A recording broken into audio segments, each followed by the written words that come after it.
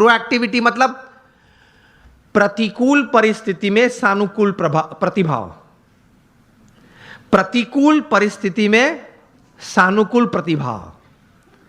आपके घर में आपके मन के मुताबिक बात नहीं बनी, फिर भी आप सबको साथ देना चाहते हो।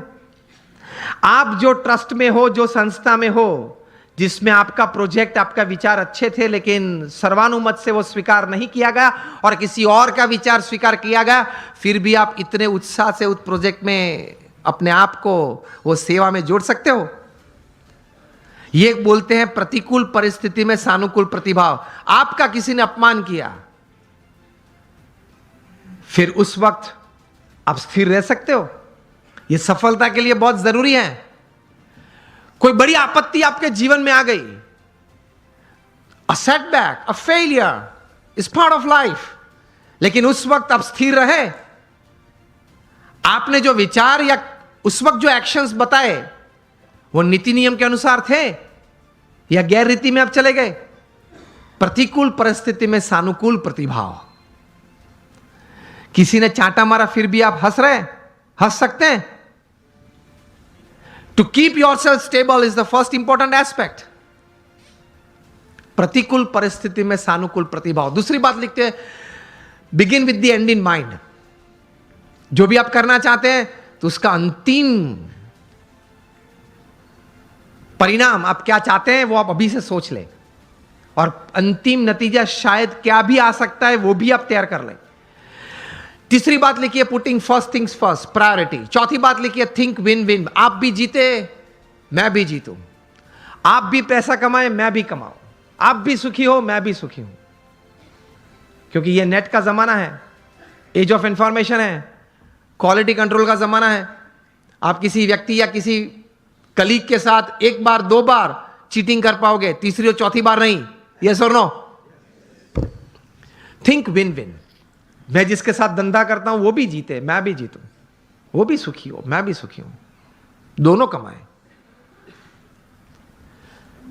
पांचवी बात लिखी थी, seek first to understand and then to be understood. ये मिलियनर यूथ समृद्ध जीवन के लिए ये आदत बहुत जरूरी है।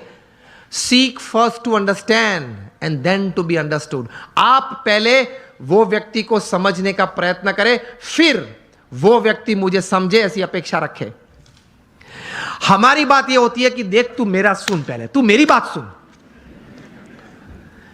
ये स्टीफन कॉवी लिखते हैं, ये 3000 सक्सेसफुल पीपल के जीवन में यह आदत थी। पहले वे सामने वाले व्यक्ति को शांति से सुनते थे। कभी हम सुनते हैं तो उसके पीछे हमारा विचार यह रहता है कि इसको उत्तर क्या दूं। उत्तर देने के लिए मत सुनना। स्टीफन कॉवी लिखते हैं, एम्फैटिक लिसनिंग, समझने के लिए सुनना।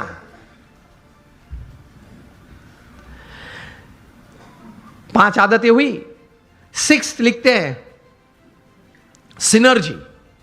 एनर्जी तो हम सब समझते हैं, मतलब आगे ऐसा लगता है। सिनर्जी मतलब दो या दो से ज्यादा व्यक्ति जब साथ में आते हैं, कुछ काम करने का निर्णय लेते हैं, काम करना शुरू करते हैं, मतभेद हो जाते हैं, कभी मनभेद भी हो जाते हैं, फिर भी साथ रहने का निश्चय करते हैं, साथ रहते हैं और चर्चा करते हैं, कॉमन मिनिमम प्रोग्राम डिसाइड करते हैं, कॉमन मिनिमम प्रोग्राम के लिए अपनी एनर्जी रिसोर्सेज अंदर डालते हैं, एक परिणाम पैदा करते हैं और परिणाम का आनंद लेते हैं। उसी आनंद में दूसरा काम करने का तैयार करते हैं, उसको सिनर्जी बोलते हैं।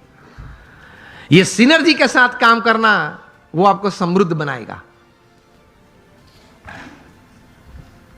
लेकिन हमारी विचारधारा और आदत ऐसी है, 1 इंडियन इक्वल टू 3 जापानीज। एक भारतीय, उसमें इतनी ताकत होती है, 3 जापानीज जो काम कर सकते हैं वो एक भारतीय कर सकता है। 1 Indian equal to 3 Japanese, 2 Indians equal to 1 Japanese. अब पता चला, जब 2 भारतीय साथ में आते हैं ना, तब संप टूटता है।